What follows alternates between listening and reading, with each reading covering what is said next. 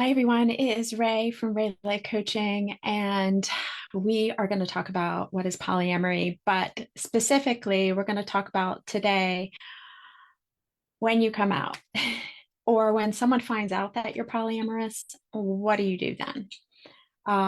So when I came out about, gosh, how long has it been? 7 years ago, a little more than 7 years ago, I was so excited that I told everyone.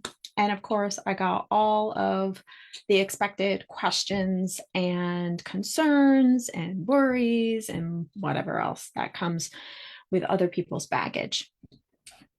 But what I learned is that the more comfortable I was in my own skin as a polyamorous person, and actually coming out in that way really helped me learn how to take care of myself around what to offer and what not to offer others, um, and who to field those crazy questions and who to not, and how to um, kind of let people know how to treat you in general around their questions and their probing. So if you're here today, thank you so much. You can come in to this live chat through Zoom. I did put a link in, I think, the comments, and I will do it again here. Oh, hang on, that's the wrong one. Let me see if I can find it.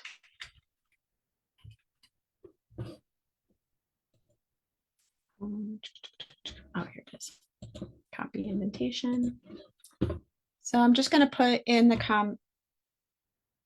comments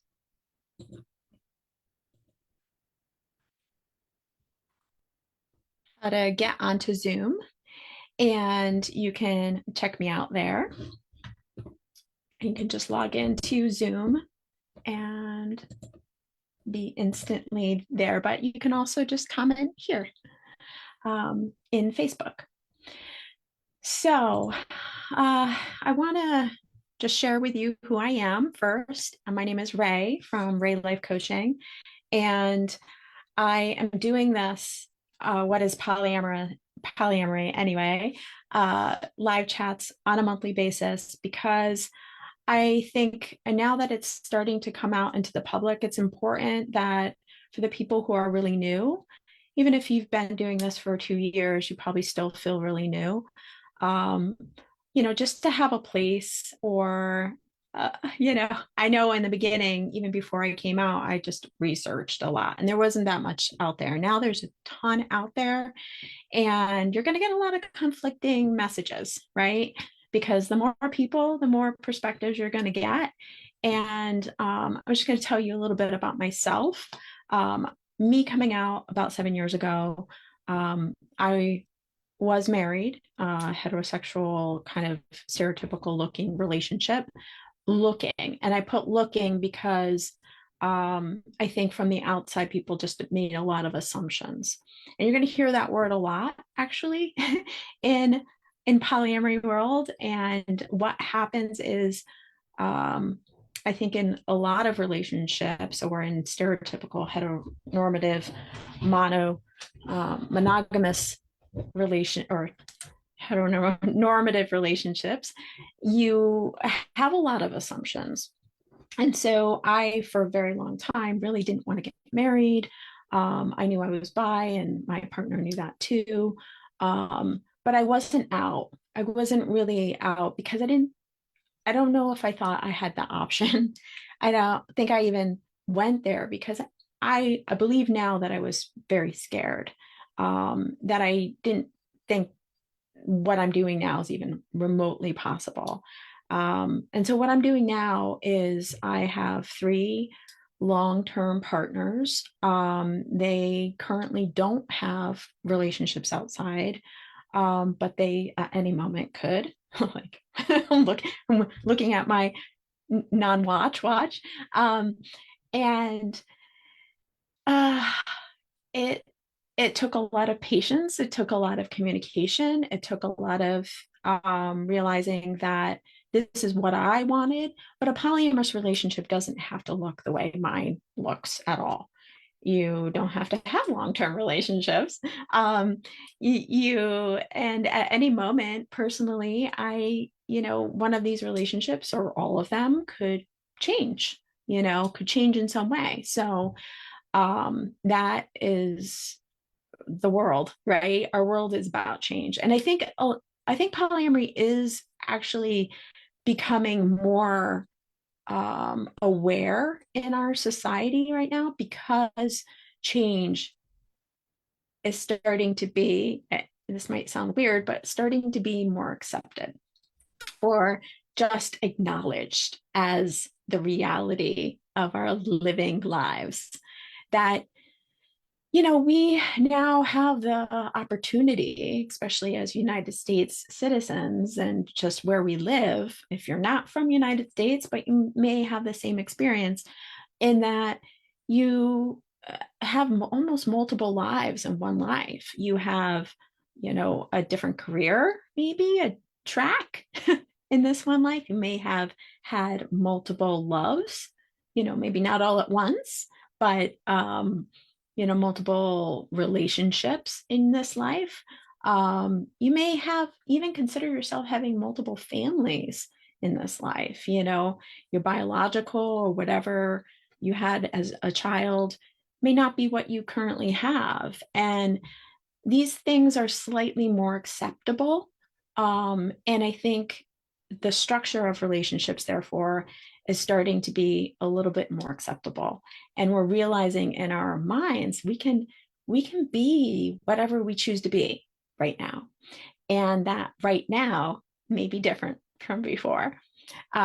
So okay, so what does that have to do with coming out as polyamorous or just coming out in general? Because anything you're coming out with means that it's something that you're coming into conflict with what's outside of you, what you've seen, and maybe what you've been before. What people thought and assumed of you is now different.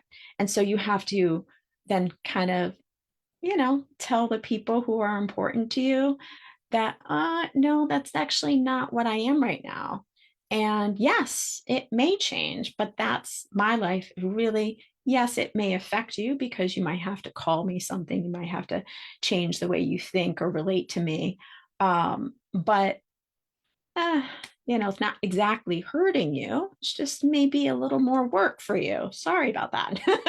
Not really, but that's a part of change, right? So now here we are coming out to maybe our closest and dearest, and they've seen us as being something else. It probably really matters. It might be startling to those people, and understandably so.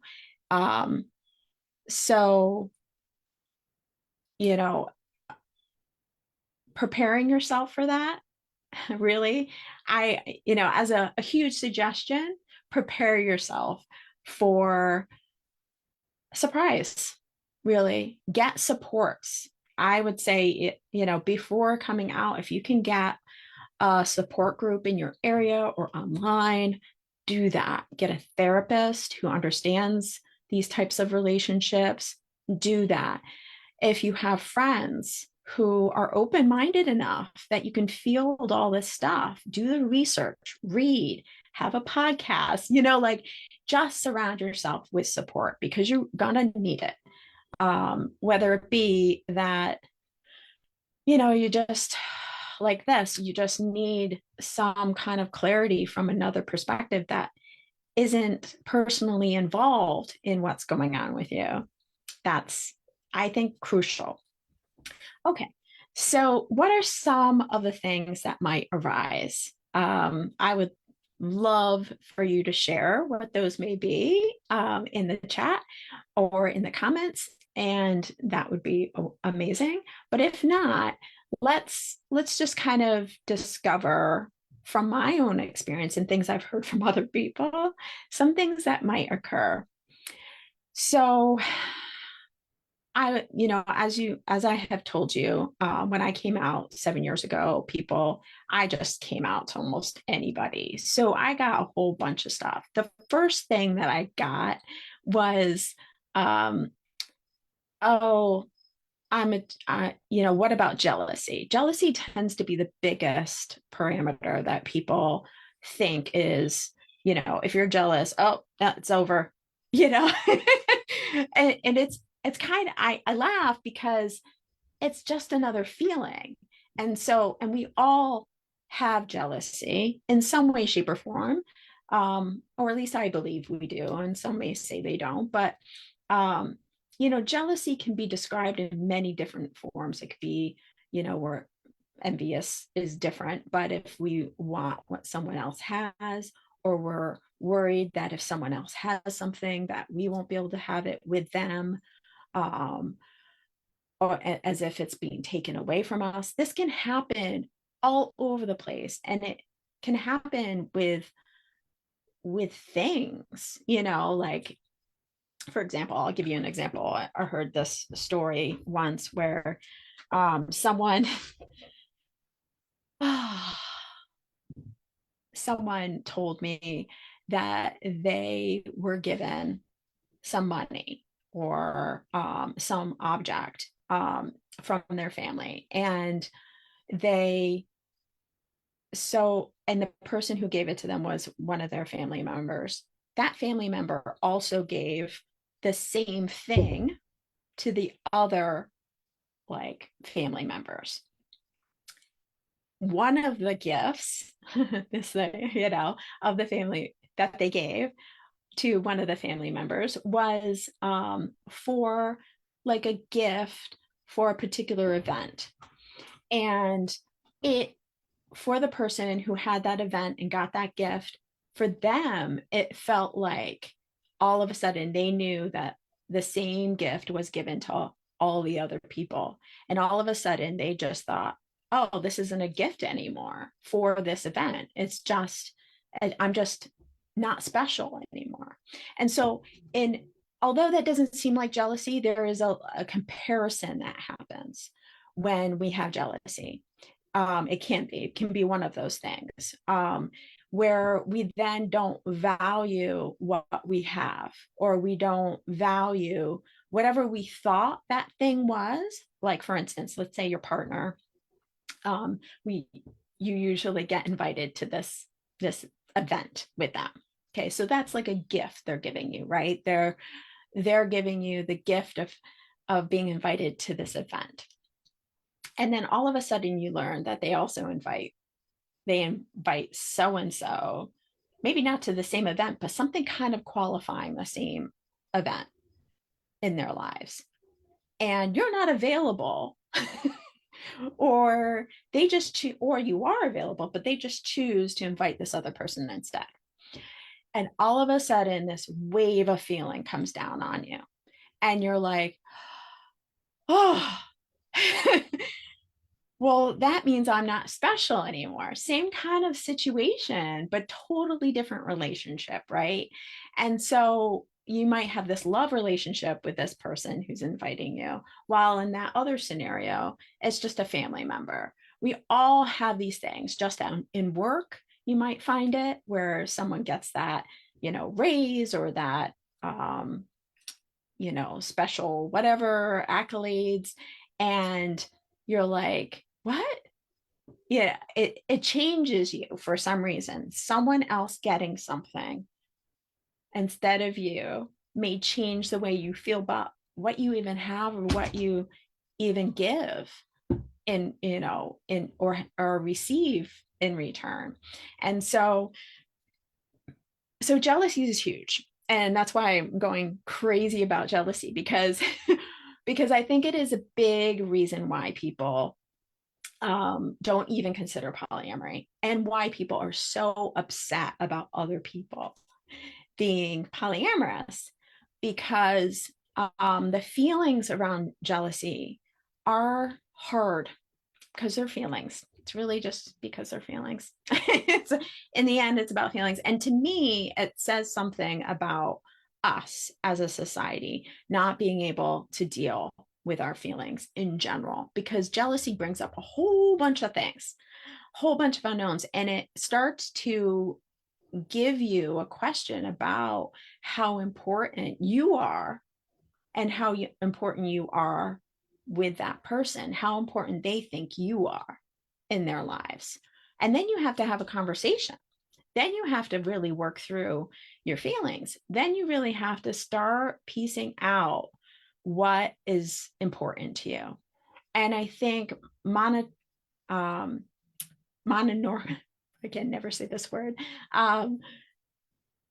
monogamy and the normative kind of relationships tend to, again, we're going to go back to assumptions, tend to assume all of these parameters. And it's scary when we start to realize that we actually don't know anything and that people change, and we have to be in constant like connection and communication with each other, because and ourselves, because we are changing. We might not want or feel the way we felt even a month ago about something, because something has changed in the past month. And so I think a lot of the time it's about not wanting to do the work on ourselves because it's scary, because change is scary for us. It brings up all of the unknowns of like, what is that going to look like? Where's this going? Okay, so the next thing is, so jealousy. If someone talks about jealousy, a part of me wants to just be like, oh, well, that's their prerogative. They're pretty much telling you, if they're like, oh, I'm too jealous, or what do you do about jealousy? I was like, well, I have my feelings and I talk about them. That's pretty much it. I mean, it comes right down to that. And if someone is actually intentionally doing something or is kind of manipulating through jealousy, well, that's one thing. But they can't manipulate you if you're taking care of yourself and you know your boundaries. They really can't, because you're setting your boundaries, and then most likely you're closing that relationship, and that's okay, and moving on. But that's one thing. We're not weaponizing jealousy to get what we want, right? We're not using it as a tool to manipulate people, which is kind of what happens in a lot of traditional stereotypical relationships. But then that's the thing with polyamory, it brings up all of that stuff. And a lot of us don't want to deal with it and aren't dealing with it. So some of the crazy things that may occur in coming out is, one of them I think is a big one, actually, for me. I came out to family members, and one of the big ones was children. That all of a sudden I'm not appropriate for a child. All of us, and this has happened, this might sound familiar to any person who is not heterosexual, 1950s or that time period. It's like, and obviously into now, there's a place where there's as if you're sexual promiscuous and therefore inappropriate for any child. And somehow they mash the two together. I think it's really about the fact that someone is uncomfortable and they don't know how to talk about it. They don't know how to think about it. They don't really understand it. And they don't really feel comfortable, probably even talking about sex in general, to a child. And so that comes down to, and this, for me, my thoughts around that is that you can, once the person who's receiving your information is comfortable talking to their child or dealing with their child or any child or anybody, is going to get that much better. What the child's picking up, yes, are your words, but are also how comfortable you are with the topic at hand. So they're reading into all of that. And if you're, again, it comes down to emotions, right? You know, if we're not paying attention to how we feel, then about anything, then we're going to be pretty I was going to say hopeless, but we're going to be pretty clueless about how to make it better, um, for us. And I'm going to give another example. So one of my partners was, and I don't know if they consider themselves still this, but was monogamous when I met them. And it was very difficult for them to, you know, to come out to their family members or friends about our relationship as it stood, because I was polyamorous. I had multiple partners. And it was layered, it was a layered effect in that first they came out about my first partner, which was before them, was my spouse at the time and still is. And they, that was doable. Then my spouse and my new partner, who was having a hard time, it we she they invited me and my spouse to a family event, and that was a big move. Now my spouse is kind of friendly with one of her family members, which is really nice, um, but I told them, my partner, I was like, hey, this isn't going to get better until it gets better with you, until you have fully accepted what kind of relationship you're and who you're with and what kind of relationship you're really in. Um, and when you have come to terms with what that means, and you are actually confident and feel good, and you have real good reason why you're in it, then it won't matter what other people think. And so the same thing goes with the children thing, because they pick up on all of that.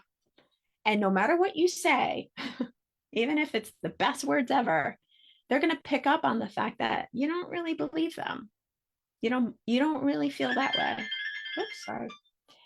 And so that's difficult, right? It's difficult because it might take time for you to really get there.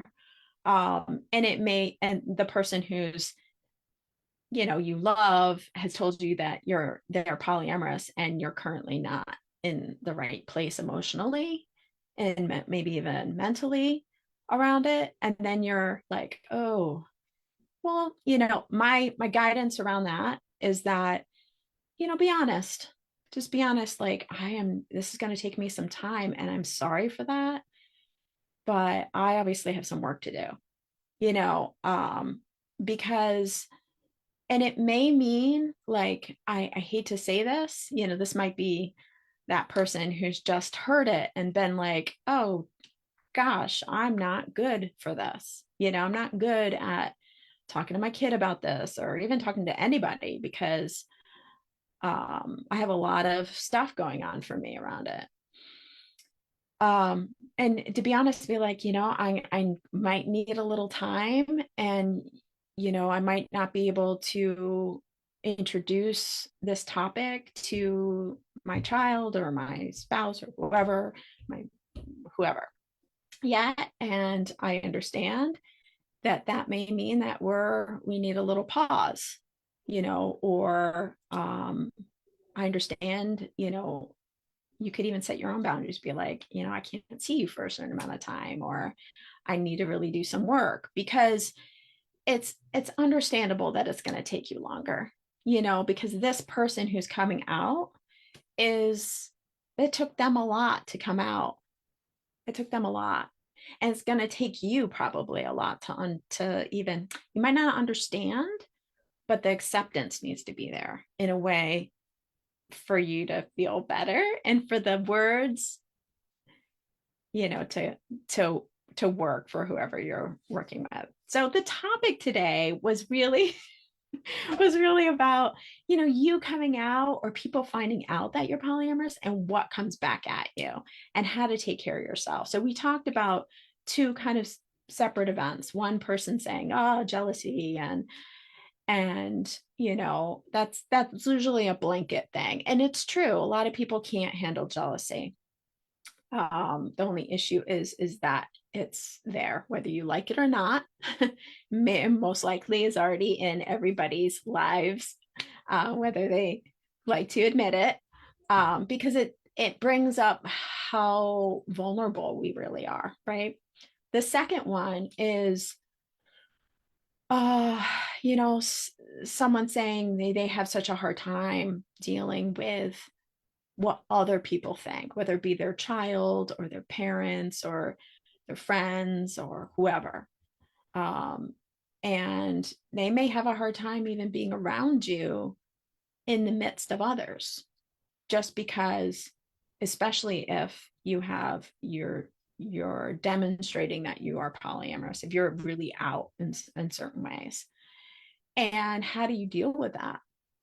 And how does that person deal with that? You know, um, so those are the two things we brought up. Those are like a little closer relationship issues. I mean, a lot of people are going to say something about jealousy that usually is even like somebody who you're not close to will say, like your friends. Some people will be, there's going to be some kind of like, oh, you're a sex addict, or oh, you're just you have a hard time with commitment. These are, or oh, you don't really love your partner who you're currently with, so you have to like, you know um you have to have others, or oh, you're selfish. There's so many things that happen. People like blame and judge others for having relationships, and all of those are, they say, I would say that they say a lot about the person more than about you. Um, unless you feel that way. And I'm going to go right back to like, what do you feel? Because they might be still in your psyche. They might still be in your body as shaming and, mon, mononormity, or how do you pronounce that word? I'm always horrible. And there may still be a little bit of brainwashing that's in you, and you might feel guilty in some way or shame around it. And I would just say the more you work on that, the more you tell yourself why you're doing what you're doing and really hold yourself strong in that, it won't matter what other people say. And if you just really deal with the feelings that come up, most likely not in front of the people who probably aren't going to support you in those feelings, but away, with that support. And I know I started this off with, get support before you start coming out, because it is going to be your savior. It's going to be needed. So that means a therapist who understands these type of relationships and is accepting, um, a support group. I have one that's in Northeast Connecticut. Please go to Facebook, and put, I think it's Northeast Connecticut or CT, ENM, or Ethical Non-Monogamy and Polyamory Facebook group. Check that out. There's tons of them around. Obviously, there's some that you might only find online. There's a lot of free options out there. There's big events out there, but hopefully you have some friend support as well, or family support. Maybe that just one person in your life, just surround yourself with support. Okay, so we talked about, the first, the jealousy, and how hard it is to feel comfortable telling others because they don't know how to be around you with their family, friends, or whoever, because they feel awkward. They don't know how to, they're more thinking about what other people think. So, and then we talked about how crazy things will be told, or said, like, you're a sex addict. That's one. you're this, you're that. You have a hard time with commitment. Even your current like relationship that is polyamorous might do things. Um, like, if they want a relationship, they want certain things in a relationship that in their mind means that you're more committed or they're more special. They may say things that are kind of blamey that actually outside people might say, because like I said, we still have this brainwashing in us, and we're not realizing that, although we may want something, not everybody in our lives can give it. And that's kind of the point of polyamory, is like, you first figure out, what do you absolutely need in a relationship, really? And so we're thinking about polyamory, right? Not monogamy. So for a person who's monogamous, they're thinking, well, this person has to fit all of these things. And if they don't, it's pretty tight. It might be pretty tight unless there's someone who's like, well, my friends can give me that. And my, whatever, other places can serve those purposes. Um, but I still, want a partner who lives with me. I want someone who's going to be my child, you know, parent with me. And I want, these are things not everybody wants, nor it might, not everybody may want them in one person. So with polyamory, there's a place where you go, okay, well, you don't want that, but I need that in my life. And that means what? It may mean that I really do want it from you. And without it, I'm not this. I can't be this for you. I don't understand why, but it's just true. Or it can mean, okay, I'm okay with you not wanting that. In order to be in this relationship, though, I need for you to know that I need it in my life. And so I need to do it somewhere else or somehow else. Are you still okay with us being together if that's the case? There's a lot more negotiation that's required. In and in fully accepting what you need to be happy and healthy and truly you. um and so I think sometimes that might not be happening in monogamous relationships. Not always true, you know it's not. I'm not going to blanket that, because I think a lot of monogamous relationships are really working and great for the people who are involved, and they're highly communicative, and they're getting their needs met. Awesome, that's the point. It's about being conscious about what you want and talking about it and dealing with your feelings and doing the work together and separately in order to make a great partnership. Um, and in polyamory, it's the same thing. It just so happens that you have maybe more love, whatever love means to you. And it doesn't always mean romantic and sexual.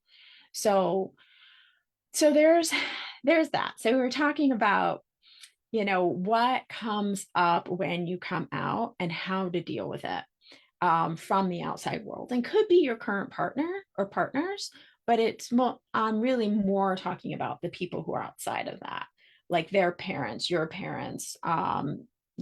guardians, your mentors, your work associates, your boss, your friends, your whatever, your acquaintances, even people you barely know, and you bring multiple partners with you and they make weird ass statements, right? So for instance, I'll bring up a weird ass statement.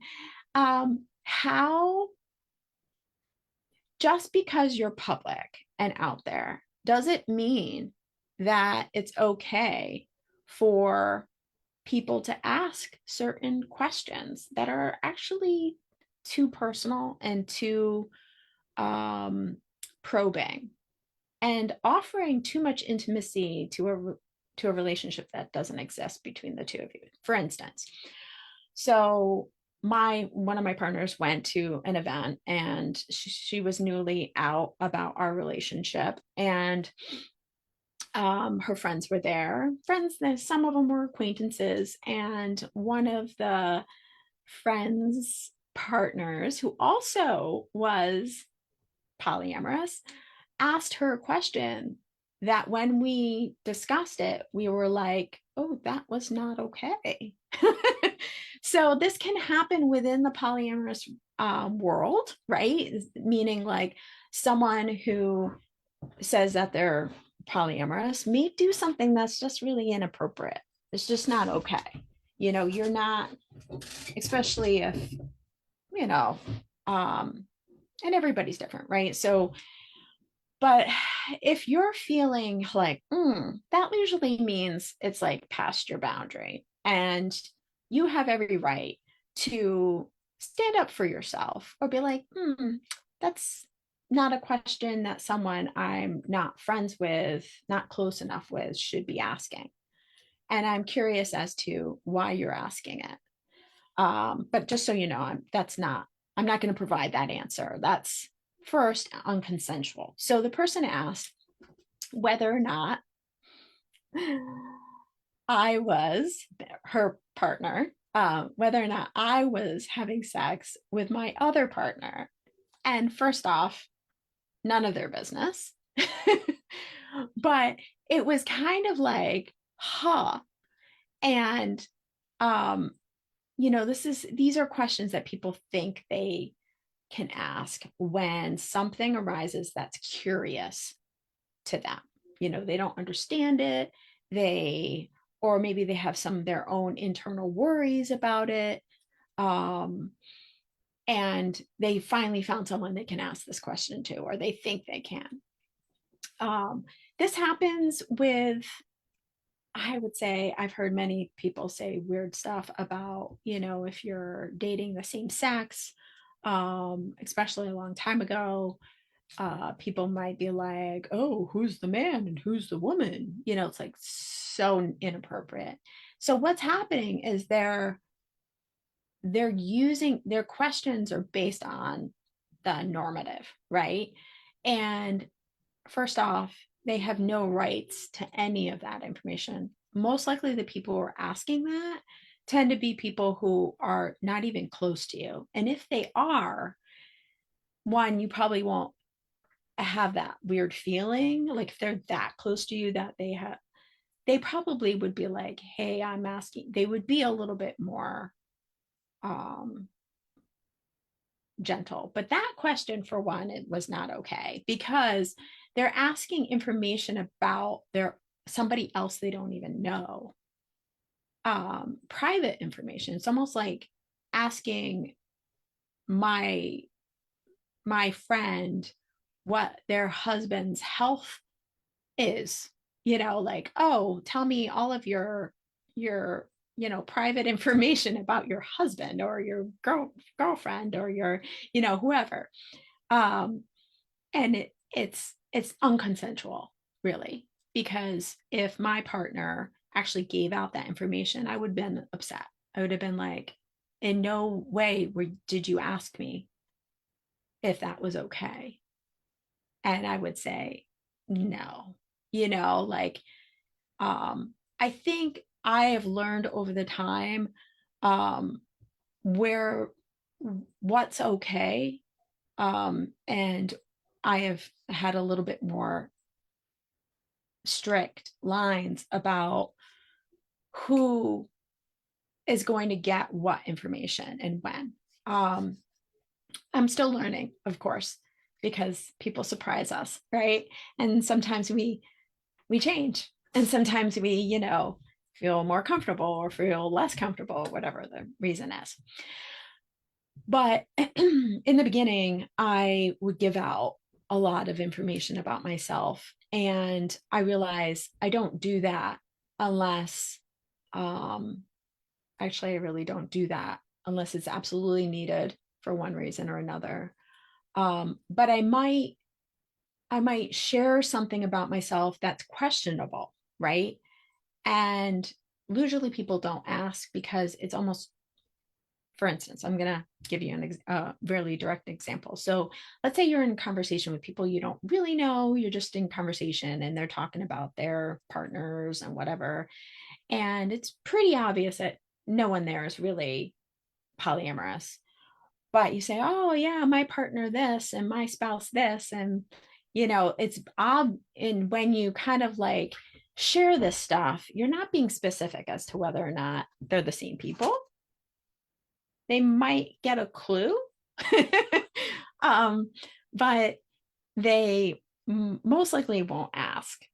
They might talk amongst themselves, but I do that because I'm I if I'm going to be in that conversation, I'm going to be me. If I'm not going to be in that conversation because I don't feel good about being me, then I'll just leave. So I have to decide if it's worth being there.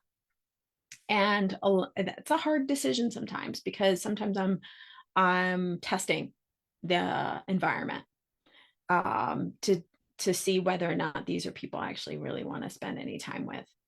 Um, because if they say something or they do something that's awkward in relationship to me sharing just a little bit of my relationship structure, then I know, and I move on. But that's up to you. It's like really understanding that what people give back is about them. And really, in the end, you just need to know what you really want to see that's good. So that when you are talking, or when other people are talking, or they're showing you who they are, then you can go, oh, I see that, or oh, that's not what I want, what's good for me right now. There are places, though, that you might find that it's important to have a really hard conversation. So, for instance, people who are closest to you, right? So, people who are closest to you, you may be willing to take more time with. You still may need to set your boundaries. And those boundaries might be like, how long am I okay with talking to this person before they, you know, like how much time do I need to give? Am I willing to give? Maybe you set limits, like I can talk to you for half an hour, or, with all your questions. I might not be able to answer all your questions. And I might need to come back to you and tell you why, or tell you what I need from you. You know what I mean? Like, you might need to have those conversations in order to keep relationships. But then there's a place where you have to decide how much energy to give, because some people may want um, us as polyamorous people, or people that bring up uncomfortable things for others. Some people might want you to protect them from you, which is not okay, you know, because it's not about you, it's about how they feel. And really, you can't protect them from their own thoughts and feelings.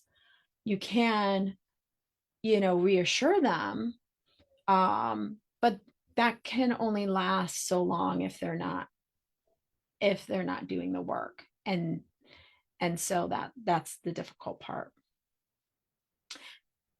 So we've got about 9 minutes, and I know that all of us, probably polyamorous people coming out, have a lot of stories about things that have happened. My last little tidbit is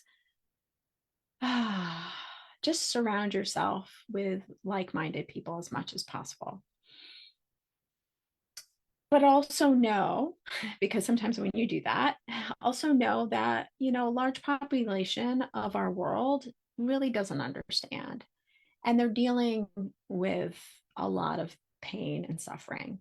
And, but that doesn't mean that you have to hold it for them either. You don't have to manage that for them. But compassion may be needed a little bit, and empathy. not in a mean way, but more as a understanding, like an appreciation and acceptance of where they're at. Um, because this is not easy. Because I think polyamory, as well as so many other things coming out in this world, um, like transgender or, just gender issues in general, um, sexuality and all of these things, I think really bring up some major issues that we're having. Black Lives Matter. I mean, just the fact that we have separated ourselves and have so much bias about our external appearance, really, and what and who and what we should be if we look or have been born into a certain body or family or whatever. That no longer really has to be anymore. I don't think it ever should have, but you know, our society is changing. And so um, just know that you're important in the equation, and not righteously so, because I think everyone has a piece of this puzzle, that we call our world, our living world. But um, that you're important, and your message and who you are is really important. Um, but you're important enough to protect too and take care of. So that may mean learning where your boundaries are. And I keep on saying that word because I think it's so important. And they are changing, right?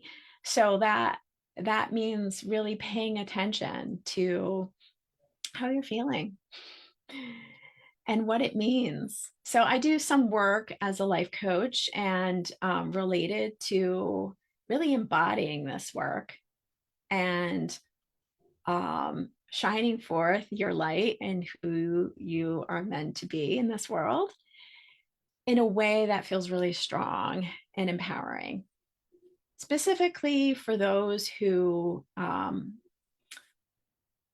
feel that the feminine energy is just hasn't been okay to express or be. And that can take many forms, right? So I'm really specializing on those who feel that being a feminine powerful force in this world is not okay, but they know they need to be more of it. um Gosh, makes me have feelings.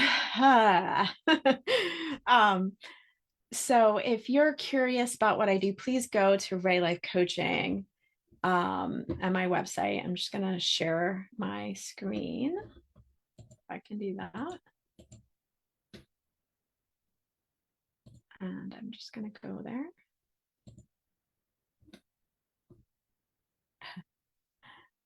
And so you're just going to go to Ray Life Coaching. And this is my website that shows the free stuff. Actually, it's the free stuff with subscription. So to get the subscription, you have to go to free stuff in the more drop down tag. So free resources. So if you go to the free resources, I've got all of these things. And obviously, I do live chats on Facebook. So that's also part of this. You would go to Confidence Toolkit or Guide to Connection, Manifest Magic Manual. And I also have some free talks, which is what you're seeing here. And I post some things on YouTube and some articles. So if you go to one of these, it will ask you for your information, and then you'll get an email to a link where you have to put in a code. And that is where you will get all of the downloads and meditations, visualizations, journal prompts.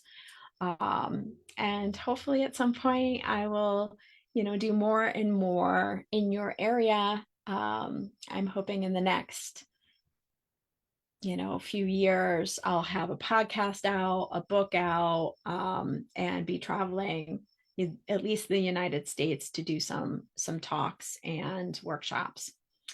So thank you so much for joining me. I appreciate you even looking, sharing any of this. Please like me on Facebook, Instagram, under Ray, R-A-Y, Life Coaching. And again, it's raylifecoaching.com. And my name's Ray. So I think that will be it for today. If you have any questions, please message me or leave some comment. Have a great day.